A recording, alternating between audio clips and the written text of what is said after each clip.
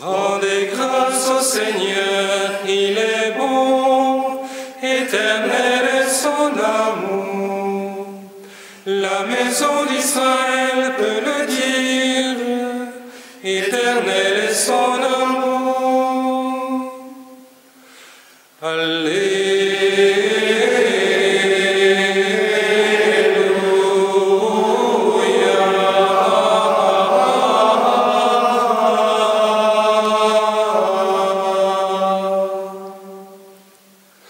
La droite du Seigneur a fait prouesse, la droite du Seigneur est sublime.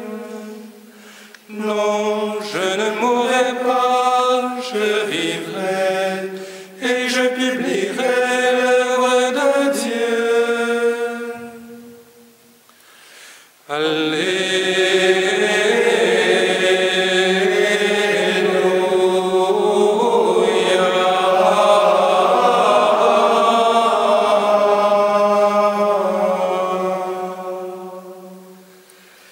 La pierre rejetée des bâtisseurs est devenue la tête d'homme. C'est là l'œuvre de Dieu, ce fut merveille à nos yeux.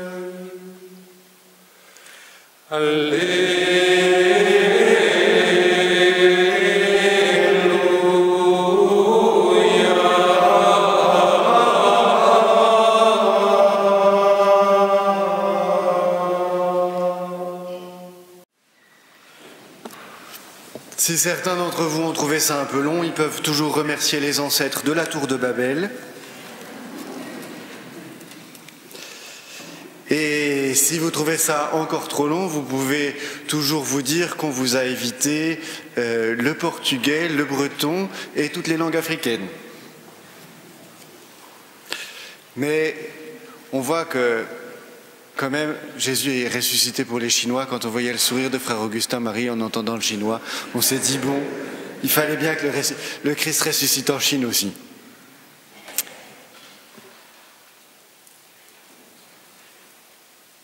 La résurrection, c'est un mystère d'espérance. Alors si vous voulez fêter la résurrection comme il vous faut un bon gros tombeau, bien solide, avec une bonne grosse pierre, bien roulée.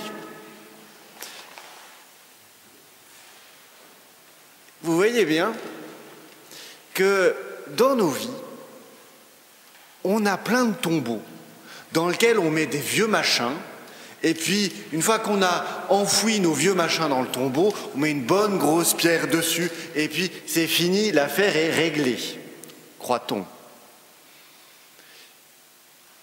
Et au vendredi saint, eh bien, à part la Sainte Vierge, ils étaient tous partis. Ils étaient tous à dire, et nous qui croyons qu'il était le libérateur d'Israël. Il faut prendre la mesure de la déception des disciples. Il faut prendre la mesure de la rupture que la mort de Jésus représente pour ses disciples.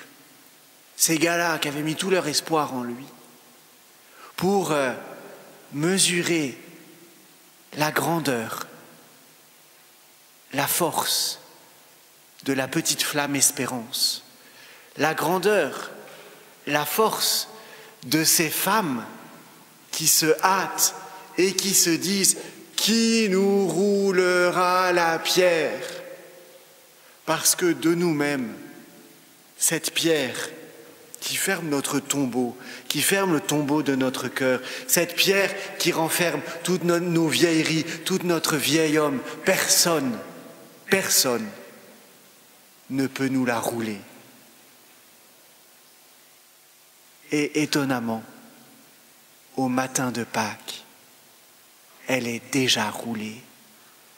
Le Seigneur est rené du plus profond de la terre pour faire exploser nos tombeaux, pour faire exploser nos vieilles pierres, pour faire exploser nos ramassis de vieux péchés. Quelle grande chose! Ce qui est impossible pour l'homme, personne ne peut rouler la pierre. Qui nous roulera la pierre? Jésus l'a fait. Il a englouti notre mort dans sa victoire. Et c'est pour ça que nous allons, juste après cette homélie qui risque de durer 7 fois 7, 49 minutes, puisqu'on dit que ça ne doit jamais durer plus de 7 minutes, mais qu'il y a 7 fois plus de lecture que d'habitude. Donc après la 49e minute, on va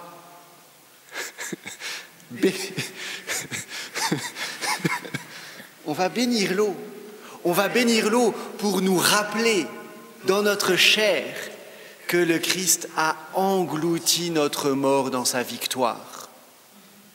Et que célébrer Pâques, c'est faire l'acte d'espérance que la puissance de la résurrection du Christ est à l'œuvre dans nos vies ce soir et qu'il n'y a aucune grosse pierre, quelle que soit la taille qu'on a mis là devant nos tombeaux, il n'y a aucune grosse pierre que le Christ ne puisse rouler. Alors, frères et sœurs, pour que la résurrection soit réelle, plongeons toutes nos grosses pierres dans la cuve baptismale, mais elle est tellement remplie que ça va la faire déborder, mais ce n'est pas grave. Plongeons nos péchés, nos désespoirs, nos fatigues, nos problèmes, tout dans cette eau baptismale du Christ, pour que du plus profond des abîmes, le Seigneur nous offre une vie nouvelle. Et pourtant les anges le savent. Vous cherchez Jésus le crucifié, il est ressuscité. Et comme le Père Marie-Dominique aimait le répéter, les plaies deviennent des ostensoirs de l'amour. Oui, le Seigneur est capable de tout transformer, est capable de transformer nos souffrances, nos détresses, nos désespoirs en signes d'amour. Et c'est ça l'espérance de la résurrection. Laissons la résurrection être une réalité pour nous aujourd'hui en nous plongeant dans l'eau baptismale. Donc il nous faut un gros caillou. Ensuite, pour fêter la résurrection, il nous faut 2 anges et une parole. Le Christ est ressuscité. Punaise. Vous vous rendez compte que depuis 2000 ans, notre foi tient sur un vide et 3 mots. C'est quand même fou. Et c'est ça aussi le mystère de la foi.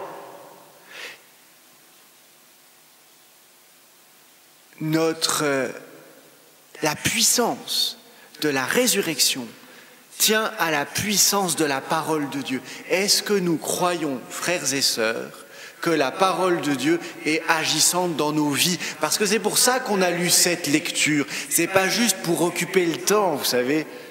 Il y a la Beschäftigung-Thérapie, mais ça ne sert pas à grand-chose. Si on a lu ces 7 lectures, c'est pour que les merveilles de l'œuvre de Dieu deviennent actuelles dans notre vie, pour que la parole de Jésus surgisse dans l'aujourd'hui de notre vie. Est-ce que nous croyons réellement que la parole du Christ est vivante et vivifiante? Parce que c'est cela aussi le mystère de la résurrection. Et c'est cela que nous célébrons dans cette longue liturgie de la parole.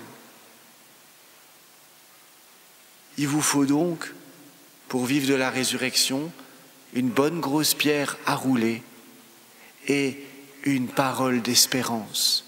Le Christ est ressuscité. Et puis, il vous faut, pour fêter la résurrection comme il faut, en tout cas selon saint Marc, il vous faut une banlieue, une zone, un trou paumé, la Galilée. C'est quand même étonnant. Allez dire à Pierre et aux disciples que le Seigneur vous précède en Galilée. Mais ça aussi, c'est un signe merveilleux d'espérance, parce que nous, on est persuadés qu'il va falloir qu'on sorte de chez nous pour aller annoncer la bonne nouvelle de la résurrection à des gens qui ne savent rien. Ben non. Parce que le Seigneur nous précède. Le Seigneur nous précède dans l'annonce de la bonne nouvelle. Et en plus, il ne nous précède pas à Jérusalem, à Rome, là où tout est bien. Il nous précède en Galilée. Et la Galilée, c'est le carrefour des nations. La Galilée, c'est Nazareth. De Nazareth, il ne peut rien sortir de bon. Le Seigneur nous précède là où nous croyons qu'il ne peut pas être. Quelle merveille! Le Seigneur nous précède là où on croit que ça ne vaut pas le coup d'aller. Quelles sont, frères et sœurs, toutes les Galilées où le Seigneur nous précède? Nos Galilées intérieures, mais aussi toutes les Galilées extérieures. Le Seigneur ressuscité est là avant nous. Il nous envoie où il est déjà. Il nous envoie où il nous attend. Et il n'y a aucune Galilée, aucun endroit où le Seigneur ne soit pas déjà présent.